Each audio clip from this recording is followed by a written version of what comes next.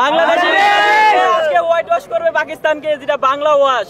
ইনশাআল্লাহ বাংলাদেশ আজকে জিতলে পাকিস্তানকে একটা বাংলা ওয়াশ দিবে ইনশাআল্লাহ। রাজা তুমি ফিরে আসো, তোমার স্থান এখনো কেউ নিতে পারেনি। রাজা তুমি কামব্যাক করো এই বাংলার মাটিতে, মিরপুরে আবার তুমি আসো, আমরা আবার তোমার খেলা উপভোগ করতে চাই। সাকিব আই মিস ইউ, যেখানেই থাকো তুমি ভালো থাকো। হ্যালো গাইজ, আমি রয়েছি এখন মিরপুর শেরেবাংলা স্টেডিয়ামের সামনে। তো আজকে হচ্ছে পাকিস্তান এবং বাংলাদেশের তৃতীয় ম্যাচ। তো অলরেডি পাকিস্তান 2 ম্যাচ হেরে গেছে। আজকে কি হোয়াইট ওয়াশ হবে, এই প্রশ্নটা আমাদের সকলের মুখেই। কারণ হচ্ছে আজকে যদি হোয়াইট ওয়াশ হয় একটা নতুন রেকর্ড হয়ে যাবে।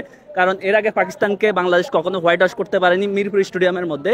তো আমরা দেখতে পাচ্ছি অনেক দর্শক এখানে, অনেকে রয়েছে যে 500 টাকার টিকিট 1000 টাকা করে বিক্রি করে। কারণ হচ্ছে যারা টিকিট সঠিক সময় কাটতে পারেনি বা এরাই কাটতে পারেনি, একজনে 20-30টা 40টা করে আগের দিন কেটে রাখছে। তো আমরা এখন দেখব যে বাংলাদেশকে নিয়ে তাদের প্রত্যাশা কি, দর্শকদের আশা ভরসা কি। অনেকে টিকিট না পেয়ে এখানে বাইরে দাঁড়িয়ে রয়েছে।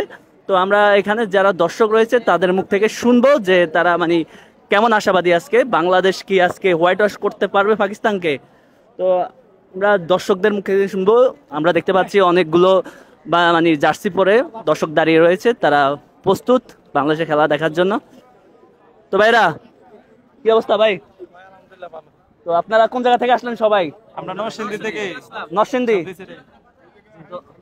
তো আমরা দেখতে পাচ্ছি যে আপনারা সবাই মানে জার্সি কিনে এখনই কিনলেন নাকি? জি জি, এখনই খেলার জন্য। আজকে খেলা দেখার জন্য কি নরসিংদী থেকে আসলেন? জি ভাই, আজকে খেলার দেখার জন্য। ভাই আমি একজন সিলেট থেকে আসছি। কই থেকে আসলেন? সিলেট থেকে আসছি। এত দূর থেকে? হ্যাঁ, এত দূর। এই সকাল 6টা ট্রেনে আসছি, আর এই যে এখন এই পৌঁছলাম। ক্রিকেট আমাদের রক্তের সাথে মিশে গেছে ভাই, এইজন্য বাংলাদেশের যে কোনো প্রান্ত থেকে হইলো খেলা দেখতে আসবো। তো একটা প্রশ্ন ছিল যে আজকে আমরা কি পাকিস্তানকে হোয়াইট ওয়াশ করতে পারবো? জি ইনশাআল্লাহ বাংলাদেশ আজকে জিতলে পাকিস্তানকে একটা বাংলা ওয়াশ দিবে ইনশাআল্লাহ।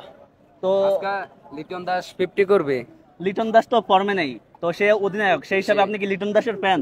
জি, আমি আসলে সাকিবের ফ্যান। হ্যাঁ, তো সাকিবকে খুব মিস করি। মিস করেন? ইনশাআল্লাহ সাকিব আল হাসানও আমাদের মাঝে কামব্যাক করবো ইনশাআল্লাহ খুব দ্রুত। আমরা তাকে বাংলার মাঠে দেখতে চাই।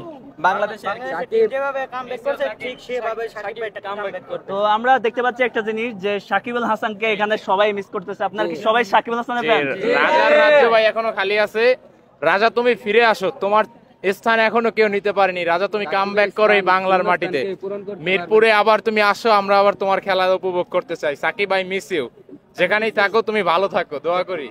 তো আমরা জানি যে সাকিব আল হাসান নেই, ঠিক আছে, কিন্তু অনেকে ভালো করতেছে বর্তমানে। তো তাদের মধ্যে থেকে অনেকে বলতেছে মানে মেহেদী হাসান মিরাজ সাকিব আল হাসানের দখল করতে পারবে, এটা কি আপনি একমত? সাকিবের শূন্যস্থানকে পূরণ করতে পারবে না। মিরাজ হইছে মিরাজের জায়গায় খুব ভালো খেলবে, আর সাকিব আল হাসান সাকিবের জায়গায় খুব ভালো খেলবে। ওর জায়গায় সাকিব আল হাসানের জায়গা কেউ পূরণ করতে পারবে না আজ পর্যন্ত। তো এই যে বর্তমানে বাংলাদেশ কিন্তু অনেক ভালো করতেছে ধারাবাহিকতা বজায় রেখে, শ্রীলঙ্কাকে সিরিজ জিতে আসলো শ্রীলঙ্কা থেকে। তাই এর আগেও কিন্তু ওয়েস্ট ইন্ডিজের সাথে সিরিজ জিতলো, টি-20-র কথা বললাম। তো এখন আবার পাকিস্তানের সাথে। তো আজকে হোয়াইট ওয়াশ করবে আশাবাদী। তো আপনাদের মানে কার মনে হচ্ছে যে আজকে বাংলাদেশের কোন প্লেয়ার ভালো করবে ব্যাটিং এ? লিটন দাস। লিটন দাস। ব্যাটার কি মনে হচ্ছে? ইমন। লিটন দাস, তানজিদ তামিম আজকে ভালো করবে, আশা করি ও 50 করবে, বাংলাদেশ দলকে ভালো একটা রান উপহার দিবে। তো আমরা সবাই একসাথে একটা চিৎকার দেবো বাংলাদেশ বলে। বাংলাদেশ আজকে হোয়াইট ওয়াশ করবে পাকিস্তানকে, যেটা বাংলা ওয়াশ। ধন্যবাদ ভাইয়া। তো আমরা দেখতে পাচ্ছি যে এখানে